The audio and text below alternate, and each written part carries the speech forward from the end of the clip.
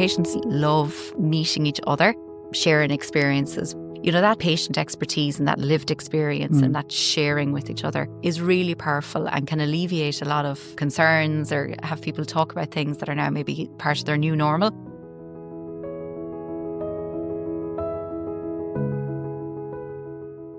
Welcome to the HSE Talking Health and Wellbeing podcast. My name is Eamon Keogh. Today we're exploring why staying physically active during cancer treatment can make a real positive difference to patients. There's strong evidence to support this positive link and why the benefits are practical and meaningful. I'm delighted to be joined by Dr. Emer Guinan, Associate Professor in Cancer Rehabilitation and Survivorship, Trinity College Dublin, who's going to explain the thinking and rationale behind this. Emer, thanks so much for being here. Great to have you. Thanks, Eamon. So maybe, Emer, just to start, encouraging patients to exercise during cancer treatment might sound a little bit strange to some people. Where did this thinking come from? You're right. I suppose it does sound a little bit counterintuitive when you hear it first, because I suppose a lot of times when people are diagnosed with cancer, they think, well, maybe I need to change my routines or I should rest. But I suppose really over the last 20 years, we've had an explosion of research in this area. And I suppose that's the only way you can really describe it. Right. We first started thinking about this back in the late 1980s, actually. So it's a relatively recent area of research. And at that time, that first trial that was published, that first piece of research looked at how do we exercise patients while they're on treatment and does it improve their quality of life? Yeah. That was the foundation. And from there, lots and lots more trials began to emerge. And really from the 2000s onwards, that's where we saw some really significant developments. At that point, we started to realise that exercise and physical activity plays a really important role throughout the entire cancer journey. So from cancer prevention in terms of trying to be healthy and managing disease risk, as we see across a lot of chronic diseases, exercise can play a role during treatment, helping people to prepare for treatment and supporting people through very tricky treatments, and into survivorship as well to help people to recover. So that framework was set out. And from there, we see lots and lots of trials emerge. The first guidelines in this space were published in 2010 and they were updated in 2019 because there was so much extra research. Yeah. And most recently, we've had the publication of one of the biggest trials in this field, which is the challenge trial, which has really looked at, right, well, if we exercise patients after treatment, does it have survival benefits? So do patients live longer? Yeah. We have lots of evidence now to say that exercise has lots of different benefits and lots of trials, but it is still a relatively new concept, and it's something that we do need to support patients from the time of their diagnosis so that they know that it's okay to exercise and the benefits that it might have for them. Okay. And in terms of those challenge trials, I presume they went on for a number of years. Yeah, so the challenge trial has been a real landmark publication. It was published in summer. It's the first trial that has really definitively shown that exercise can have a positive impact on outcome, on disease-free survival. So it was a trial that was run over 15 years, led from a research group in Canada. Primary reason for the trial was to see, well, if we exercise patients who have had treatment for colon cancer, so they've finished their chemotherapy, have had their surgery, if we exercise for 3 years from that point onwards, can we see a positive impact on survival outcomes? And the results were really, really fascinating. So they followed these patients up for 8 years and they showed that disease-free survival was much, much better in those who exercised after receiving all of their chemotherapy and their other treatments as well. So it has been the first trial in that space to really show that and really give a very solid base for why we really need now to start incorporating exercise into cancer pathways. Okay. So there's very strong evidence. That's great. And can you talk us through some of the benefits of staying physically active? Yeah, so as I said, Challenge is the first trial to really look at survival, but lots and lots of the other trials out there have shown us that exercise has lots of positive impacts for patients while they're on treatment, so from their time of diagnosis onwards. And when I think about exercise and physical activity for patients while they're on treatment, I think of two different things. So firstly, I think of this concept called prehabilitation. Yeah. So preparing patients to get fitter or stronger or feel more prepared for big treatments, particularly things like surgery. So we know that the fitter you are going into surgery, the better able you are to recover from that surgery. So it may be that your risk of getting complications after surgery might be lower. Yeah. So that's called prehabilitation. That's a concept that has really been rolled out in places like the UK and Canada and very well established. And we're trying to build more services for that here. Yeah. So that's all about getting patients ready for big treatments. The other piece then is exercising patients while they're on treatments. So particularly treatments like chemotherapy. And that can be very, very difficult for patients. You know, treatments can have a lot of side effects. Yeah. And patients can be very overwhelmed at the idea of being active, might find that there's lots of barriers to doing more exercise. Or I suppose before their treatment, it mightn't have been really normal for them to do a lot of exercise. So taking on exercise at that point can be tricky as well. Yeah. Exercising patients while they're on treatment is something that needs to be done with the patient very much at the centre, working around how they're feeling, how much exercise they can do on any given day, how they build it up. But we know that when patients can do some exercise as they go through treatment, it can help with managing some of the side effects that can occur, particularly things like cancer-related fatigue, improving quality of life, and reducing things like anxiety and depression, and also improving how people feel they can function, their perceived physical function, how they feel they can do their general activities of daily living and get out and about. There's lots of benefits in that space. It's throughout the journey from diagnosis all the way through to, please God, rehabilitation. Yeah. And one thing you said there about the types of exercise, or you mentioned some exercise, it's important to emphasize though, isn't it, that we're not talking about running marathons. It's about what you can physically do or what helps to improve your health. Yeah. So I suppose the key message is that something is better than nothing. Yeah. And I suppose when patients are on treatment and maybe they're struggling with side effects, trying to break up time spent sitting in a meaningful way is really positive. So even being in that mindset of I'm going to try and do something, whether it's just getting up and doing a short piece around the house or, something that feels within your reach, and then building up on days when you're feeling stronger. It's interesting when you look at the challenge trial that I spoke about and the really big benefits that they see. They've prescribed a walking program over 3 years. So that walking program asked people to exercise for maybe an hour and a half or 2 hours extra per week. And it was a brisk walk, so just what we'd call a moderate intensity walk. And what do you mean by moderate intensity? So exercising to a level where you can experience some of the benefits, where your heart rate is up a little bit or where your breathing is challenged a little bit. And a really nice way to think about it is if you're out for a walk with your friend, that you can hold a conversation. So you can talk, but you wouldn't be able to sing. Right. So you're breathless to that level, but you could hold a conversation quite comfortably. So that's the level of exercise that they prescribed in Challenge. So it's about, I suppose, working around how you feel, how your symptoms feel. And if in doubt, you go to your healthcare provider and you ask for some advice. Okay. So we mentioned walking. Is there any other elements that are important as well? So presume stretching and things like that. Yeah. So I suppose the exercise guidelines that are there for anyone living with and beyond cancer talks about walking or aerobic exercise, such as walking, should I say.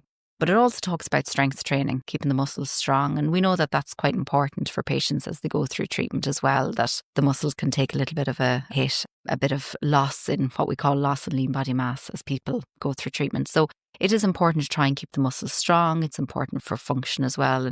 It's maybe the piece that people need to think about a little bit more, how they're going to incorporate some strength training into their routine. Okay, very good. And actually the new physical activity and sedentary behaviour guidelines, Every Move Counts, was launched last year and includes guidance for people with chronic conditions. And they talk about a tailored approach, isn't it? It's not a one size fits all, really. Yeah, absolutely. The guidelines are great because like that, they do talk about every move and kind of having that piece that anything that you can do is better than doing nothing. Yeah. But, we do see patients when they go through treatment for cancer, and some people might be experiencing issues that make being active a little bit more complicated.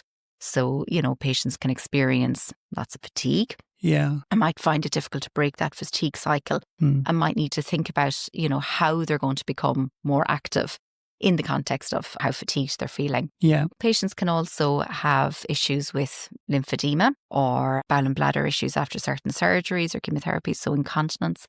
And these are things that might need to be addressed to help people become more physically active. So it is important to recognise if you have some barriers becoming more active, do you get some support for those, and talking to your oncology team, maybe about getting a link in with a physiotherapy service to help you with that. And other patients come through treatment and they're doing quite well, and they just need to increase the amount of activity that they're doing. And there's lots of community services, not equally distributed around the country, but there are some services that people can tap into in their community that might help people become more active, when they just feel they need a bit of guidance to do that. So, Emer, just to go back to the healthcare professionals for a second, how to work this into your daily routine. I suppose for someone listening, how do they raise that, or is it as simple as just asking the question? Yeah, no, it's a really good question. And I suppose we've been talking about all of the great research that has been done and all of the benefits of, being physically active during cancer treatment. But on the other side of that, we do know that services aren't as well established across the country as we would like them to be. We are trying to work to change that as well. But I suppose if you're a patient, you've an appointment with your oncologist or your hematologist or your cancer nurse, just talking about exercise, asking, is it okay for me to be active, so that it alleviates any concerns that you might have. Talking about any of the impairments that you feel you might have and say, look, is this a barrier to me becoming more active? Do I need to see a physio to get help before I become more physically active? What we have seen is a huge development in how receptive doctors, oncologists, hematologists and nurses are to the idea of physical activity during cancer treatment. I'm working in this area for about 15 years or more. When we were starting to run the types of trials that we run, it was a relatively new concept. Whereas now, when we raise the issue of maybe introducing an exercise trial or a program with a particular cancer group, the oncologists are delighted. You're pushing an open door. So there's a lot more, I think, awareness amongst the teams about that exercise is good. Yeah. So even raising that conversation with your team and alleviating any concerns that you or your family have in the first place, I think would be really helpful. And I suppose that reassurance about, because the healthcare professional will know the journey ahead of you. So we'll be able to advise as well about, well, actually, maybe at this stage it might be harder for you. Or so just to be able to go on that journey with you, I suppose. Exactly. And I think patients really trust their oncology teams and the nursing teams and that look after them. Yeah. So, having those conversations with those trusted healthcare providers, I think, is really helpful. Okay. And just to talk about the different services across the country for a minute, is where can somebody go and get information on that? Yeah, so I'm running a research program at the moment called PERCS. Yeah. It's personalised exercise rehabilitation in cancer survivorship. One of the key aims of PERCS is to try and develop the services and the pathways that we have for what I would call cancer rehabilitation. So dealing with all those impairments that I spoke about, and physical activity, promoting exercise for patients as they go through treatment, and trying to embed that more into cancer care. So as part of the PERCS programme, we created a website called cancerrehabilitation.ie. And that website was created with patients and with healthcare providers, but significant patient input. Lots of different patients from around the country with lots of different cancer types sat down with us and told us what kind of information they would like to see. And one of the key things that they brought up was a service directory. So on cancerrehabilitation.ie, we have a service directory of different services that are located around the country. And you'll see areas that are more dense with services and others that are more sparse. We're even trying to highlight that gap, But people are able to go on there and find services that may be local to them. Yeah. And there's a whole range of services. There's cancer physiotherapy services. So if you have lymphedema and you're concerned and you need to find somebody, you might be able to find somebody there. There's community-based services. So there's lots of really great chronic disease programs. So like Xwell Medical is dotted all around the country, running brilliant services. CL Bleu run excellent chronic disease programs as well. And Ireland Active have been funding people to receive extra training in cancer exercise prescription through Can Rehab in the UK. You've lots of organisations there that are building capacity in how they can support people with cancer to be more physically active. So we have lots of that information available on the website. I was looking at it earlier and it's really excellent and it's very clear in terms of the different services and it's easy to navigate as well. Actually, do you want to give the website address for that? Yeah, so it's www.cancerrehabilitation.ie. Okay.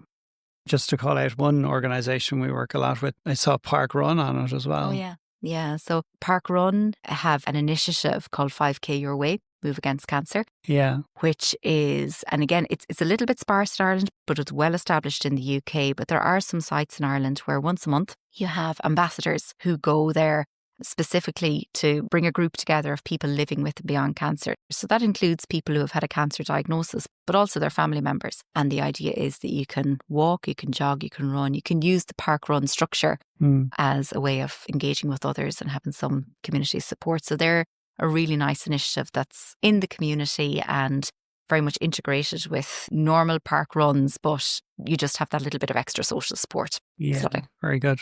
There are different types of physical activity that we talked about, not necessarily running, but walking. But that social connection is really important as well, I'm sure, as well, for people just to be able to walk with someone, a family member, a friend, something like that, just to keep it going on a daily basis or working it into your routine as a normal part of your day, really. Yeah, you're right. The social support and the social side of these exercise programs is really, really powerful.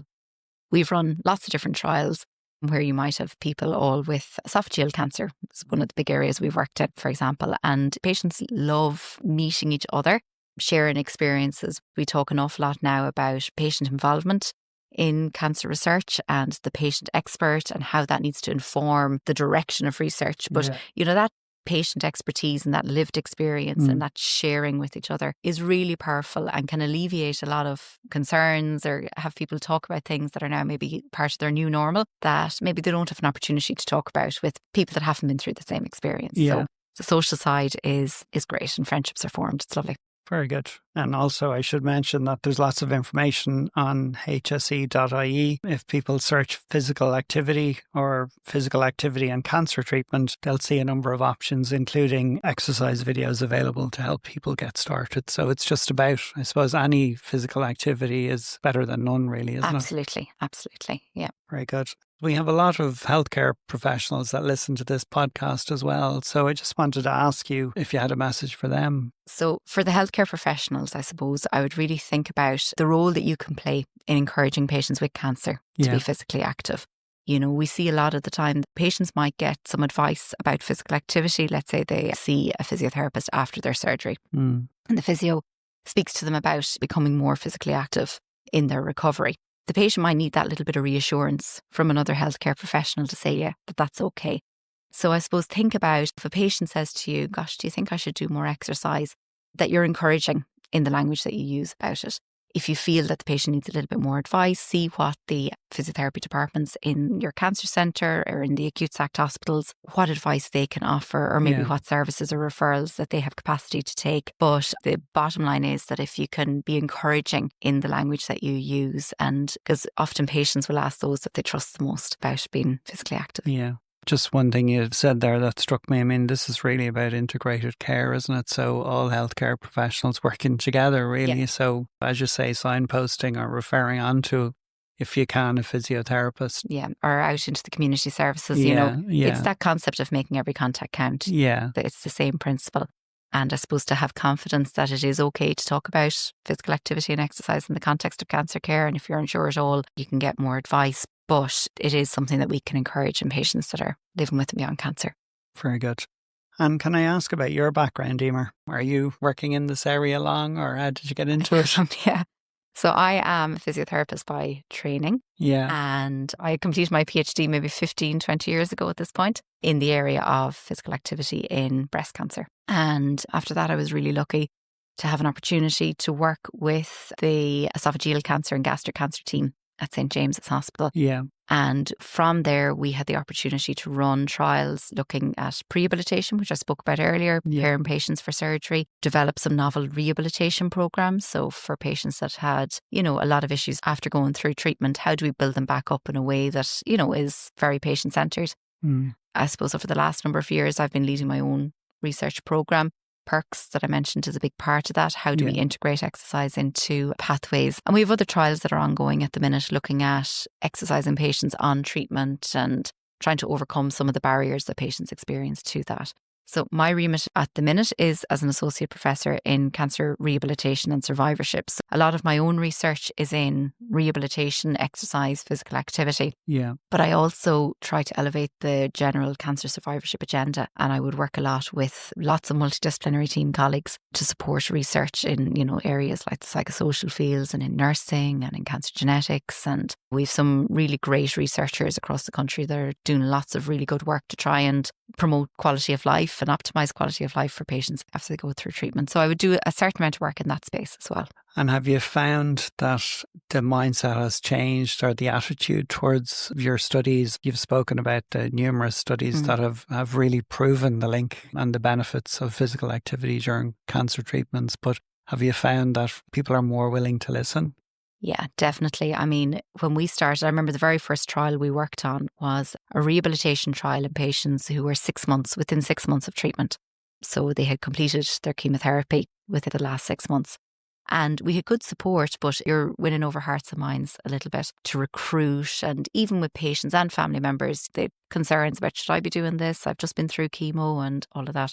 Whereas now, I would say definitely with the oncology and with the nursing teams, we're seeing an awful lot more. Absolutely. The response is great. I really want my patients to be exercising. It's great that they have an opportunity through this trial. Yeah. I find that nursing in particular are really, really supportive and love to be involved at an early stage of protocol development for a trial or for an intervention, really want to support it from the start. And I think that's critical.